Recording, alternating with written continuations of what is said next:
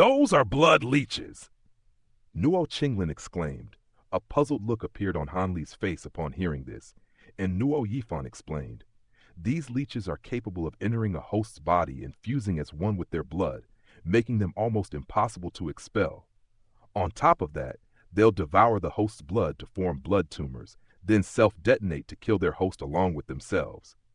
Due to how tiny and fast they pose an extremely potent threat, but these leeches are very difficult to nurture, so the insect race shouldn't have too many of them. Han Li nodded in response, and he was just about to say something when his expression suddenly changed drastically, and he grabbed onto Nuo Yifan before flying away from the floating platform as a streak of azure light. Nuo Qinglin and the others faltered slightly before also doing the same, darting away in all directions. In the next instant, the ground beneath the black platform abruptly exploded, and a gargantuan mouth erupted out into the open. The mouth belonged to none other than that giant sand beast from before, and it swallowed the entire platform whole in one go. Nuo Qinglin and the majority of the tribal leaders were able to escape just in the nick of time, but several of the true immortal stage chiefs were not so fortunate, and they were devoured alongside the platform. A string of blood-curdling howls rang out from within the giant sand beast's mouth before quickly subsiding. The tribes that had suddenly lost their chiefs were instantly plunged into a state of disarray, but thankfully, these tribes only comprised a very limited portion of the entire beast race army. Meanwhile, Han Li and Nuo Yifan reappeared in the sky close to 20 kilometers away. Han Li's brows were slightly furrowed, while Nuo Yifan was looking a little pale, and she hurriedly expressed her gratitude to Han Li. After steadying themselves, Nuo Qinglin and the others were infuriated by the attack, and they immediately prepared to join forces to retaliate against the giant sand beast. However, the sand beast paid no heed to them at all.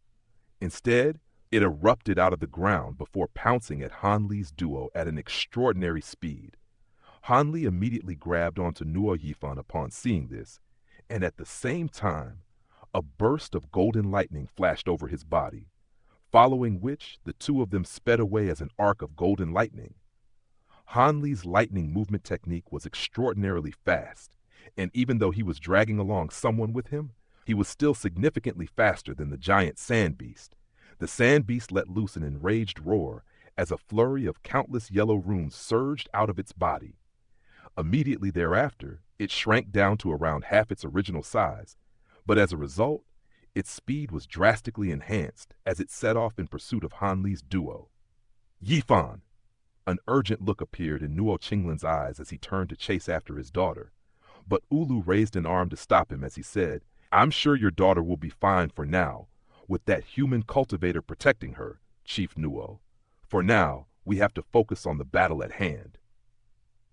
Nuo Qinglin cast his gaze downward upon hearing this, and he was alarmed to discover that several massive centipedes that were no smaller than the gray-skinned giants had appeared in the insect race army.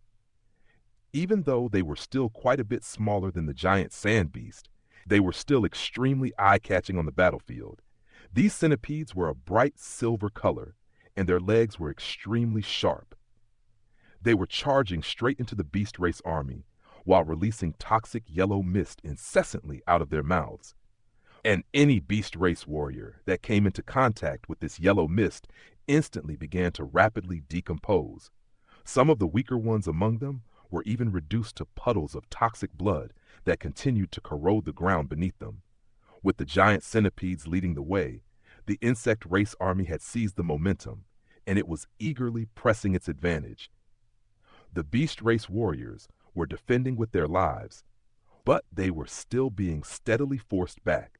Nuo Qinglin quickly sent a male calm dawn, being with a scar on his face after Han Li, then joined all of the other tribal leaders in the sky above the beast race army. The tide of the battle had completely turned, and the beast race army was plunged into a state of panic and chaos, particularly in the wake of the black platform's destruction. However, upon spotting Nuo Qinglin and the others, all of the beast race warriors were instantly instilled with a sense of relief and reassurance, and morale was significantly elevated. At the same time, 3 beast race golden immortals, led by a young woman whose face was concealed behind a veil, flew forward before summoning a small bone drum, a bone flute, and a white bone flag, which began to circle around in the air in front of them. The three of them began to chant an incantation, and a layer of cold white light emerged over the three treasures.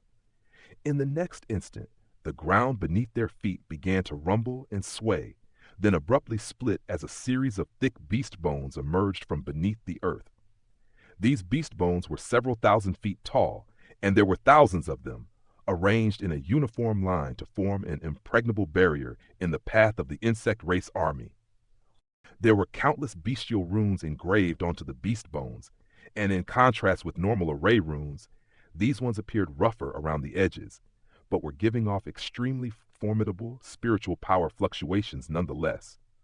All of a sudden, the veiled woman switched to a different hand seal, and a black badge flew out of the top of her head, amid a flash of black light.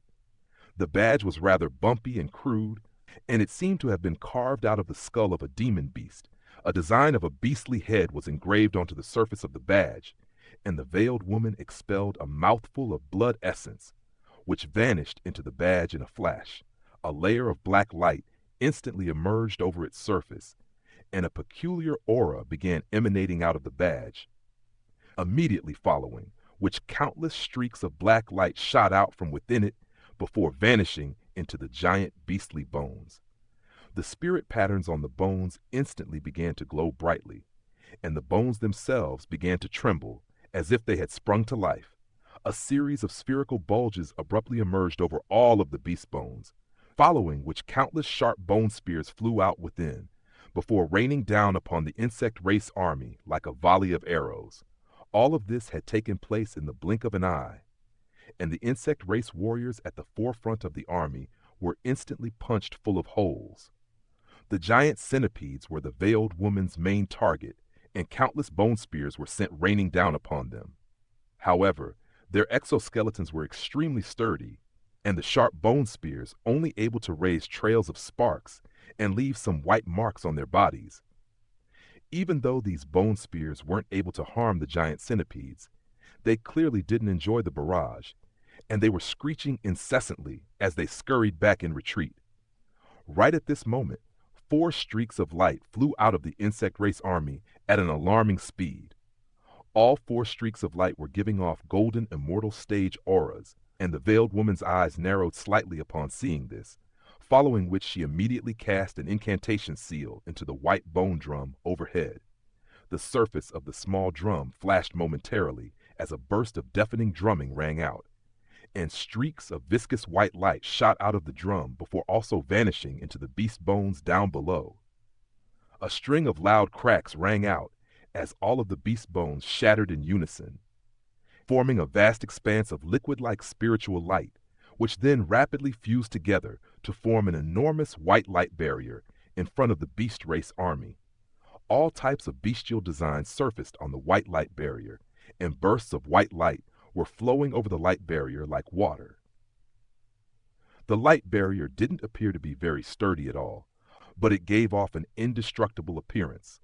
The 4 insect race golden immortals arrived in front of the light barrier, following which the spiritual light around them faded to reveal a yellow-robed elderly man, a bald man with an intimidating physique, and 2 near-identical golden-robed women who appeared to be twins.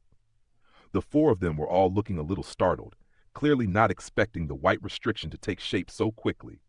However, the yellow-robed elderly man then immediately sprang into action, sweeping a sleeve through the air to release 3 streaks of golden light that crashed down heavily upon the white light barrier. A series of ripples spread over the light barrier around the points where it was struck by the streaks of golden light, but the ripples quickly subsided. Meanwhile, the golden light rapidly faded to reveal 3 strange insects with blade-like bodies. These insects were a radiant golden color, and they were giving off an incredibly sharp aura, resembling 3 almighty golden swords. The yellow-robed elderly man's expression darkened slightly upon seeing this, and he cast his gaze toward the 3 bone treasures up above as he remarked with a cold sneer, "I've heard that the heavenly devil spirit drum, the 3-fold origin bone flute, and the all-encompassing white-bone flag of the Calm Dawn tribe, where 3 treasures refined using 3 sets of high zenith stage true spirit remains. I'm curious to see if they can live up to their resounding reputation. As soon as his voice trailed off, he swept a sleeve through the air once again, and several dozen golden insects shot forth before quickly converging toward a single point. The other 3 golden insects also flew over to join them, and in the blink of an eye, they had combined together to form a shimmering golden flying sword. The yellow-robed elderly man then expelled a mouthful of blood essence into the golden flying sword, and it instantly began to tremble, while the golden light radiating from it grew even brighter. All of a sudden, it swelled to over 1,000 feet in size, giving off a peerlessly sharp aura as it came crashing down upon the white light barrier with devastating force. An earth-shattering boom rang out as a long gash was sliced into the white light barrier, but the gash wasn't very deep. The 3 beast race golden immortals remained completely unfazed as they continued to chant incantations while making hand seals.